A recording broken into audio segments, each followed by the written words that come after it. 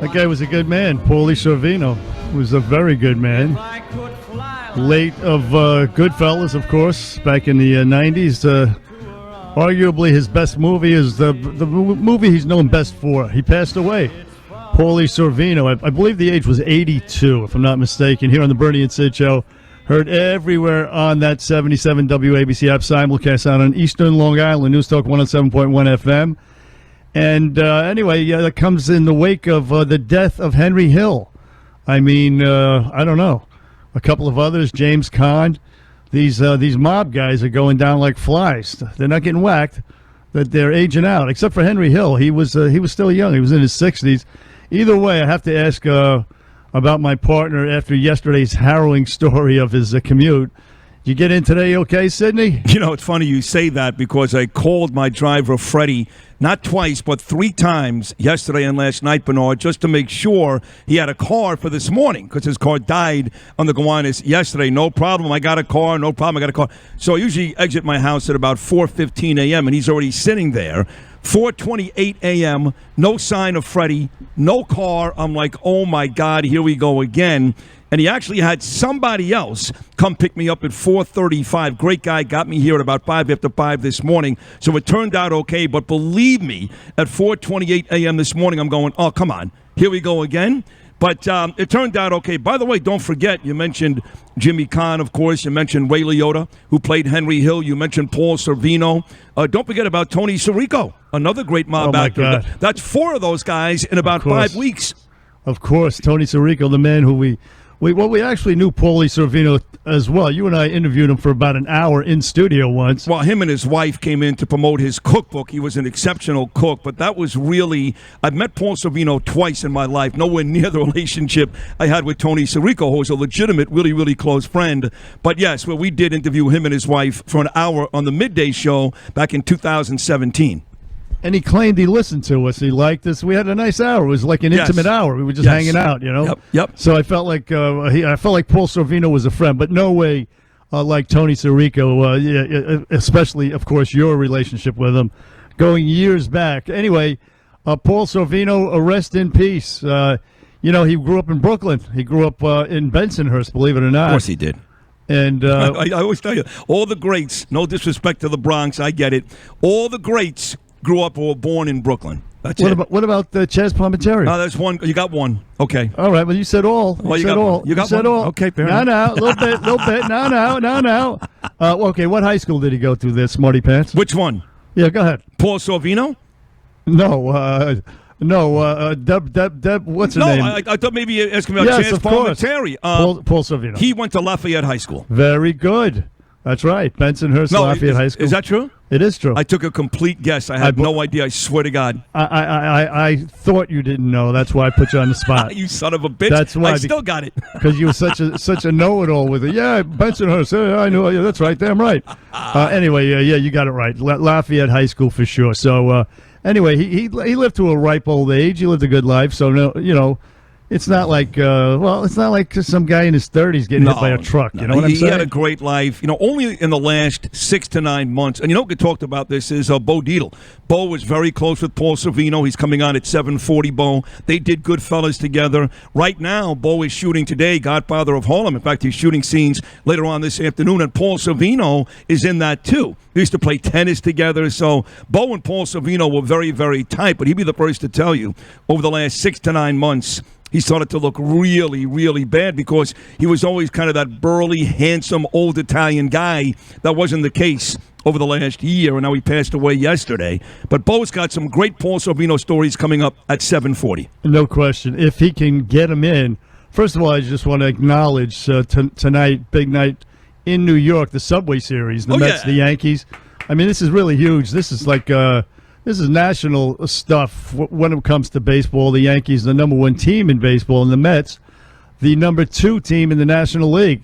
But it's huge. It's going to be in Queens, and it's going to be fun. I look forward to it, look forward to watching. Just sad that Jacob deGrom is not starting tonight, which I believe he was supposed to, if he wasn't injured. Either way. He's going to make his next rehab start, DeGrom, tomorrow. Tonight will be Tawan Walker. He's pitched very, very well for the Mets this year, 7 wins.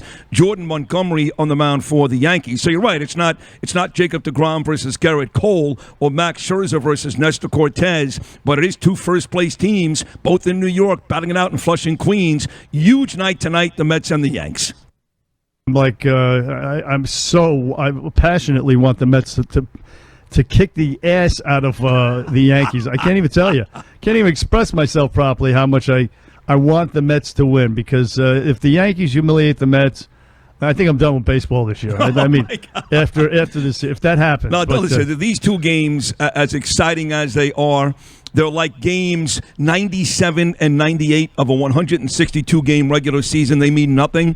So why don't you wait until the Subway Series comes along in October? Then, if the Yankees bludgeon the Mets, then you can say goodbye to baseball. But don't do it in August when we have a possibility of a real Yankee-Met World Series. Yeah, well, I wouldn't say it means nothing. It means something. Either way, that's tonight. It's exciting. It's New York. It's the middle of summer. So let's enjoy.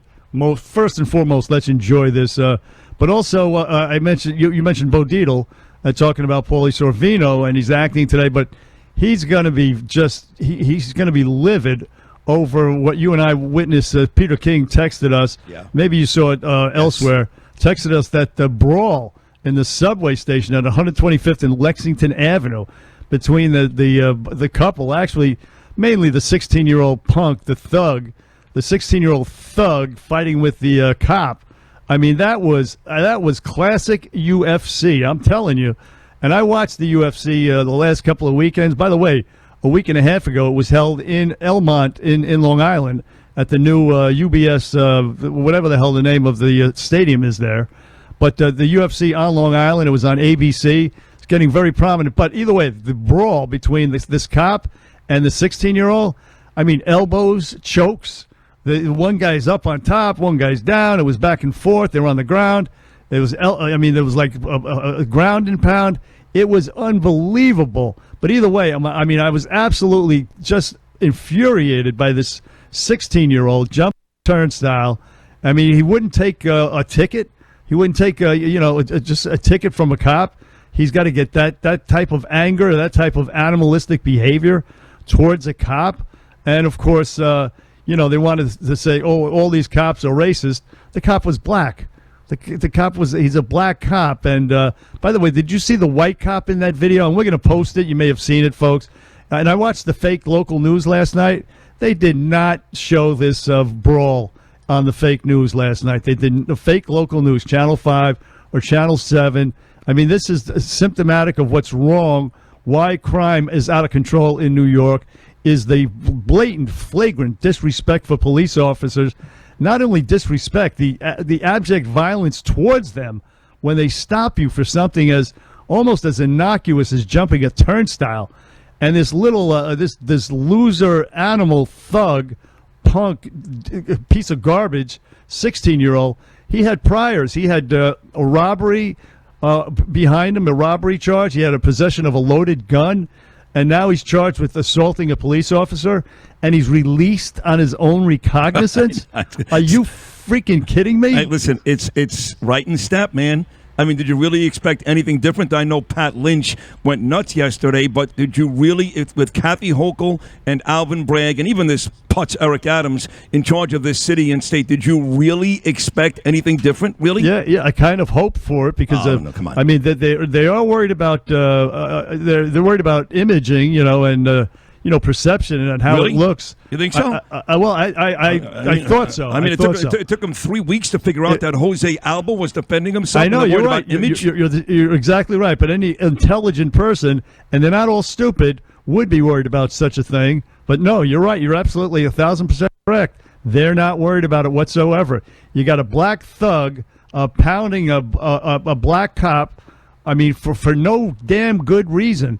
And the video is really shocking. It's really shocking because it's so violent. And then I don't know if you saw the white cop in like the Boy Scout uniform. He comes up and he pretends to help the black cop out. I mean, who was that guy? I don't know. Why didn't you crack this perp's skull? I did see that, and because I got the same video you did from Peter King, and I was confused. Also, who was that guy? Who was he? I don't know. In fact, I'm watching the monitor on Fox News. They're showing the subway brawl right now. Yeah, I'm seeing it too. And just watch it. Watch this. Oh, they stopped. They stopped. Yeah. I was going to say, watch for this guy. He shows up in what looks like a Boy Scout uniform with shorts, and he had an opportunity to really crack this kid's skull while he was, he was engaged with the black cop, the black NYPD cop, and he did nothing. I mean, what the hell? And of course, and then he's partnered up with a female because, well, I guess they got to partner him up with females. She's fighting with the girl.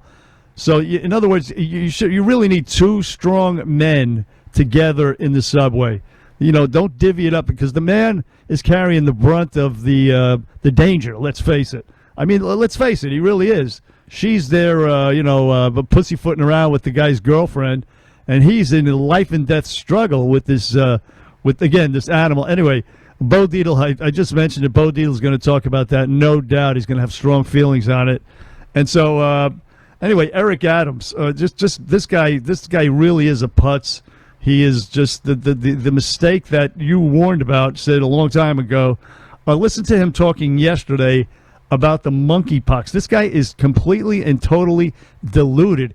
He's got a savior complex. Just listen to what he says here, talking about monkeypox. I believe this is cut number 21, Louis. Eric Adams. Please play that. Every skill I've ever acquired is coming to play right now. I mean, from monkeypox to COVID to, asylum seekers, this is a moment where leadership matters. Sure. I think the creator knew we were going to have a difficult time, so she made sure I was mayor this time. You hear what he said? Oh, my God. God created me for this moment. She Yeah. She created. Yeah. You know what I'm saying? Yeah. Listen, that was so bad. I have to hear it again. Well, he's please. right, though. He is right in that this is a time for leadership. It's just unfortunate that he's a putz and anything but a leader. And at this point, becoming a caricature of him, I mean, he really is becoming the laughingstock. He really is. What is he so giddy about? I don't know. The city is. I mean, this is the same guy. Don't forget, as you're talking about this crime on the subway with this guy and the cops, this is the same guy when he first took office that told New Yorkers, crime on the subway is not a reality. That is your perception. Now, I know he's walked that back 10 times since, including yesterday, but he initially said it is a perception, not a reality. So whether it's Bo Dietl, even John, I know a lot of these folks have relationships with Eric and they want him to win and all that nonsense. It's time for every New Yorker to call out this mayor, stop the giggling, stop the fancy suits, stop the lying, and do your job, because right now Eric Adams is worse than Bill de Blasio. Yeah, stop the savior complex. Again, I have to hear this again. Just cut 21, please, Lou. Every skill I've ever acquired is coming to play right now. He's crazy. I mean, from monkeypox to COVID to, asylum seekers, this is a moment where leadership matters. I think the creator knew we were going to have a difficult time, so she made sure I was mayor this time. You got to isolate that laugh, Lou. Yeah. Somebody has to. Also, he has not dealt with COVID. He came along. COVID's been over for a long time. And asylum seekers, very nice way of saying illegal immigrants that you and your party allow into this country, and then you bitch afterwards. Right. Allow them in and allow, along with them, the hordes, the wave of fentanyl that's coming in, killing tens of thousands of Americans that you conveniently ignore right here in the city as well. I told you the incidence of opioid deaths among blacks has skyrocketed. They're not addressing any of that. You're right. Asylum seekers looking to sanitize. Give me a break. What is so anyway? He went on cut 20 as well. Eric Adams, please play that, Lou.